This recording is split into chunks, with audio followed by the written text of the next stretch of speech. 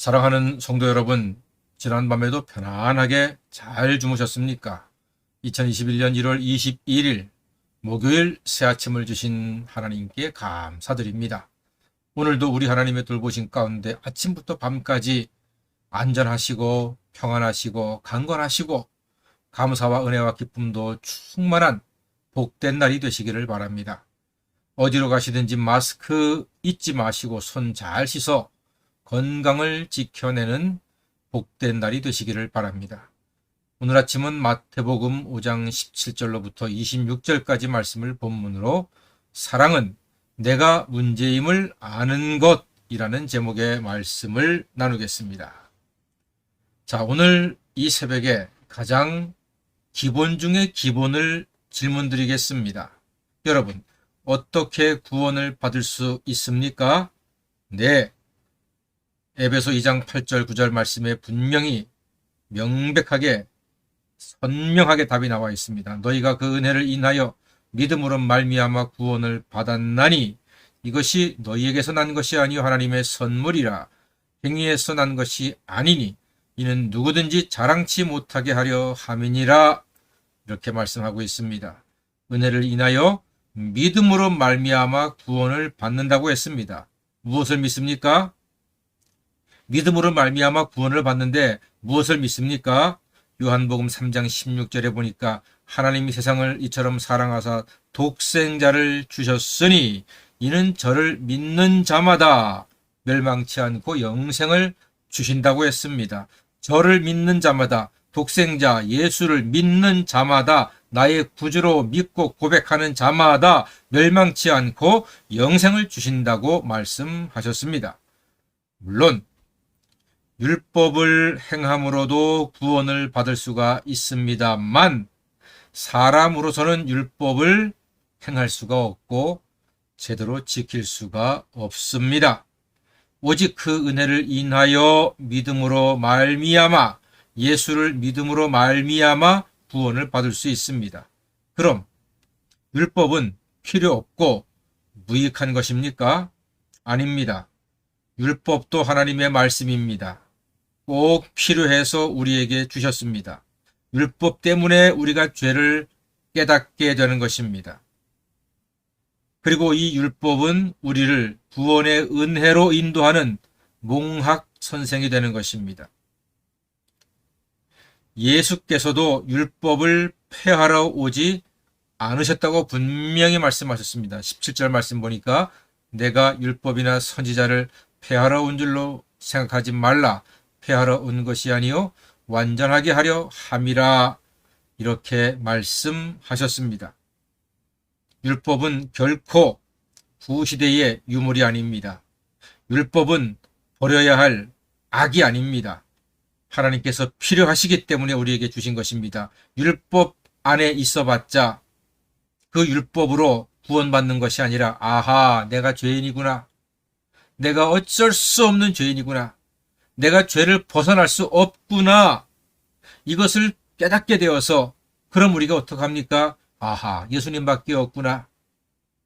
율법에서 내가 죄인인 것을 깨닫고 그 죄의 구렁텅이에서 벗어날 방법이 없으니 오직 예수님만 바라봐야 되겠구나. 예수밖에 없다. 예수의 십자가밖에 없다는 것을 깨닫게 하는 것은 바로 율법이 우리에게 주는 역할, 순기능이란 말입니다. 성경은 살인하지 말라 이렇게 말합니다. 이거 율법입니다. 그런데 예수님께서는 이 율법을 어떻게 완성하셨습니까? 22절 말씀에 보니까요. 나는 너희에게 이르노니 형제에게 노하는 자마다 심판을 받게 되고 형제를 대하여 나가라 하는 자는 공회에 잡혀가게 되고 미련한 놈이라 하는 자는 지옥불에 들어가게 되리라고 예수님이 선포하셨습니다. 그러니까 형제에게 노하고 막 성질 막 내고 분노하고 나가라 한다는 말은 이거는 바보라고 이야기하는 것입니다. 바보. 그리고 미련한 놈이라 하는 자, 심판도 받고 공회에 잡혀가고 지옥불에 들어간다는 것입니다. 단순히 죽이지 않는 것은 율법이라면은 예수님의 뜻은요, 형제를 욕하고 저주하고 미워하지 말라는 것입니다. 이것이 바로 율법의 완성이라는 것입니다. 아니, 율법이 완성으로 나아가는 한 걸음 더 들어가는 말씀이 되는 것입니다.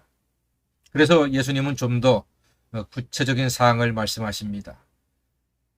23절 말씀 보니까 그러므로 예물을 제단에 드리려다가 거기서 내 형제에게 원망 들을 만한 일이 있는 것이 생각나거든 예물을 제단 앞에 두고 먼저 가서 형제와 화목하고 그 후에 와서 예물을 드려라 이렇게 말씀합니다. 이 말씀이 참 중요한 말씀입니다. 예물을 드리러 왔는데 갑자기 내가 형제한테서 원망을 들을 만한 일이 생각나면은 드릴 예물을 잠시 스톱하고 놔두고 먼저 가서 그 형제와 화목한 다음에 와서 예물을 드려라 이 말씀입니다. 그렇죠. 자, 이 말씀은 이런 뜻이 담겨져 있습니다. 여러분, 만약에 우리와 누군가 둘 사이에서 좀 사이가 불편해지고 소원해지고 막 갈등이 생기고 문제가 생겼다. 그러면 우리는 보통 그 원인을 누구에게 있다고 생각합니까? 그에게 있다고 생각합니다. 그쪽 문제라고 생각합니다. 다른 사람 문제라고 생각합니다. 그런데 예수님께서는 이렇게 말씀하십니다. 원망 들을 만한 일이 생각나면이라고 하셨습니다. 원망 들을 만한, 내가 그에게서 원망 들을 만한 일이 생각나면이라고 하셨습니다. 이 말의 뜻은 무엇입니까? 갈등과 다툼의 원인을 그에게서 찾지 말고 그쪽에서 찾지 말고 내 쪽에서 나한테서 찾으라는 것입니다. 이것이 바로 율법의 완성으로 가는 사랑의 모습입니다. 그러니까 그쪽의 문제가 아니라 내가 문제라는 것이 예수님 말씀입니다. 여러분, 사랑은요, 내가 문제임을 아는 것입니다. 이것이 사랑입니다. 율법은 그 사람이 문제야. 율법은 저놈의 문제야. 율법은 저 인간 때문에 내가 늘 괴롭고 힘들고 아프다. 이게 율법적인 시각이거든요. 근데 예수님께서 주신 사랑의 시각은 저 사람도 나를 미워할 수 있겠구나. 저 사람도 나를 싫어할 수 있겠구나. 저 사람도 나에게서 문제의 원인을 찾을 수 있겠구나. 이걸 인정하라는 것입니다. 그게 사랑이라는 거예요. 우리는 여태까지 그렇게 생각하지 않았거든요. 문제는 무조건 저놈이야. 저놈이 잘못했기 때문에 우리 사이가 나쁜 거야. 이건 율법이라는 말입니다. 해결이 없습니다. 죄만 짓게 되는 것입니다. 그러니까 노하면은 심판받게 되고 나가라 바보라 하면은 공회에 잡혀가게 되고 미련한 놈이라 하면은 지옥불에 들어간다는 거예요. 그렇게 우리가 지옥불에 들어가면 안 되지 않습니까? 그러기 위해서 나에게도 문제가 있다. 나도 원망받을 수 있음을 알고 먼저 가서 화해하고 그리고 와서 예물을 드리라는 것이 예수님의 말씀이고 이게 바로 예수님의 사랑이고 우리가 따라가야 할 사랑의 모습인 것입니다. 자, 그러므로 여러분, 둘이 싸우면 그가 나빠요? 내가 나빠요? 나도 나쁠 수 있다는 거예요. 싸우면 그가 잘못이에요? 내가 잘못이에요? 나도 잘못할 수 있다. 똑같다는 것입니다. 손바닥이 마주쳐야 소리가 납니다. 한쪽에서 손바닥 내지 않으면 소리는 절대로 나지 않는 겁니다. 소리가 났다는 사실은 내 손바닥도 그를 향해서 앞으로 갔다는 거예요. 그렇습니다. 그러므로 우리가 기억할 말씀, 소금처럼 살아야 한다는 것입니다. 소금처럼 살아야지 맛이 나고 소금처럼 살아야지 관계가 썩지 않고 그리고 빛처럼 살아야지만 운기가 있고 밝아지고 따뜻하게 된다는 것입니다. 소금이나 빛은요, 녹는 거예요. 죽는 거예요. 낮아지는 거예요. 그러므로 빛도 나고 맛도 나는 것이 바로 소금이요 빛이요. 그게 우리 성도의 삶이 되어야 한다.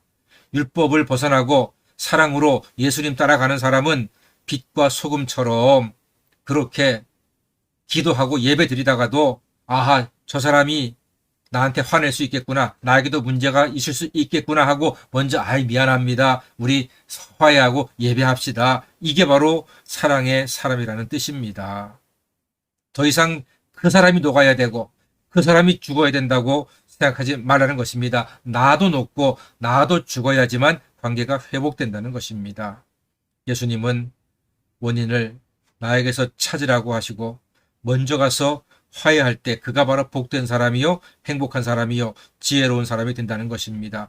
화평케 하는 자가 복이 있다고 했습니다. 그가 하나님의 아들이라고 예수님께서 말씀하셨습니다.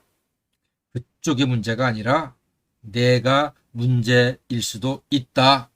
그러므로 사랑은 내가 문제임을 인정하고 아는 것이라는 것이죠. 그러므로 사랑으로 율법을 완성하신 예수를 닮아가는 거룩한 성도가 되시기를 주의 이름으로 간절히 축원합니다. 아멘. 기도하겠습니다.